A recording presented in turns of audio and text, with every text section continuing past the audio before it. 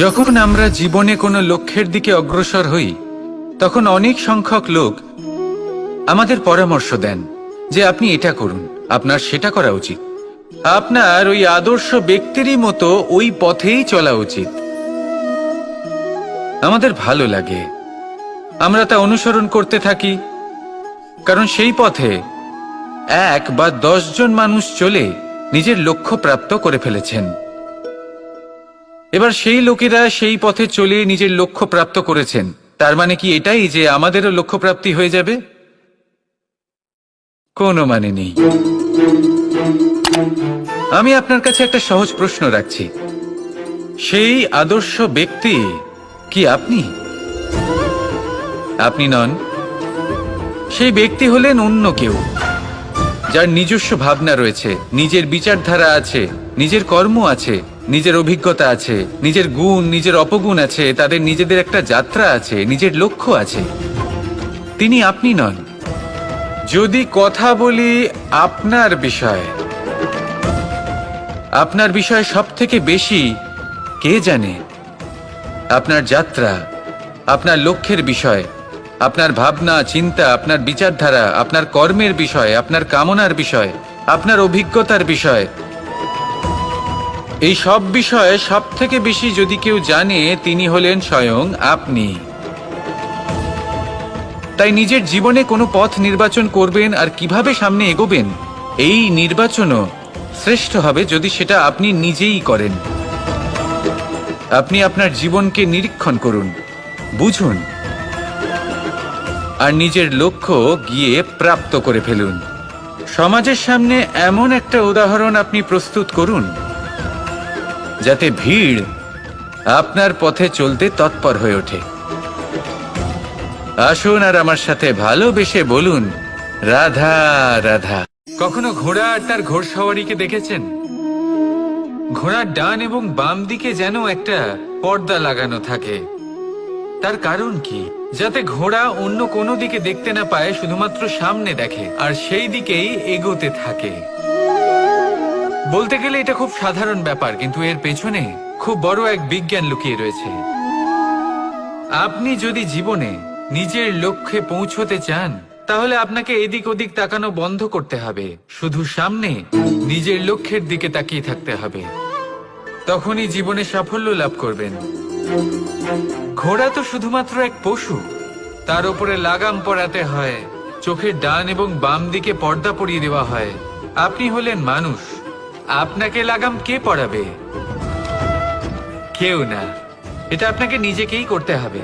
মনের গভীরে প্রবেশ করুন আর আবেগগুলিকে লাগাম পরান, তাদের নিয়ন্ত্রণ করতে শিখুন। আর নিজের দৃষ্টি সামনে, শুধু নিজের লক্ষ্যের দিকে। মনে রাখবেন, যদি আপনার দৃষ্টি শুধুমাত্র নিজের লক্ষ্যে থাকে তাহলে লক্ষ্য ভেদ অবশ্যই করবেন।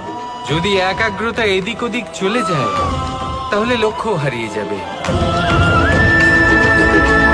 রাধা রাধা। মানুষের জীবনে 2 ধরনের আবেগ থাকে যা চিরকাল তার সাথে বসবাস করে। প্রথম, স্বপ্ন। দ্বিতীয়, অজুহাত। মানুষ হাজার হাজার স্বপ্ন দেখতে পারে। আমাকে এই কাজ করতে হবে, আমাকে ওখানে ঘুরতে যেতে হবে, আমায় জীবনে এই অসম্ভব কাজ বাস্তবায়িত করে দেখাতে হবে, আদি ইত্যাদি। এবার ঠিক যেমন স্বপ্ন দেখেন সেইভাবে অজুহাতও খুঁজে নিয়ে আসেন। আমি এই স্বপ্ন পূরণ করতে পারলাম না, কারণ আমাকে কেউ সাহায্যই করল না, কারণ আমি দুর্বল হয়ে পড়েছিলাম, কারণ আমার কাছে সময়ই ছিল না, আদি ইত্যাদি। এবার সাফল্য এবং অসফলতার মাঝখানে এই ধরনের সংঘর্ষ হতে থাকে। সাফল্য তখন লাভ করা সম্ভব যখন আপনার স্বপ্ন আপনার অজুহাতের থেকে অনেক বড় হয়, আর অসফলতা তখন পাবেন যখন আপনার অজুহাত আপনার স্বপ্নের থেকে অনেক বড় হয়। আপনি যদি সাফল্য লাভ করতে চান তাহলে চেষ্টা করতে থাকুন, পরিশ্রম করুন। যদি অসফল হন তাহলে ভয়ভীত হওয়ার কোনো প্রয়োজন নেই। নিজের ভুল বুঝুন, তাকে শুধরে নিন, আবার চেষ্টা করুন। কিন্তু যদি নিজের জীবনে অজুহাত নিয়ে আসেন তখন স্বপ্ন কখনো পূরণ হবে না। আসুন আমার সাথে ভালোবেসে বলুন, রাধা রাধা। আমরা সকলে চাই আমাদের জীবনে সাফল্য আসুক। আমরা চাই যে এই সংসারে আমাদের খ্যাতি ছড়িয়ে পড়ুক। আমরা চাই যেন আমরা আলোচিত হই। কিন্তু শুধু চাইলেই কি যায় আসে? যদি এই সংসারে আলোচিত হতে হয় তাহলে পরিচিত হতে হবে পরিশ্রমের দ্বারা। যতক্ষণ না আপনারা পরিশ্রমের সাথে পরিচিত হবেন, সাফল্যের সাথে পরিচিত হবেন না। সংঘর্ষ করতে হবে প্রতিদিন, প্রতি বছর।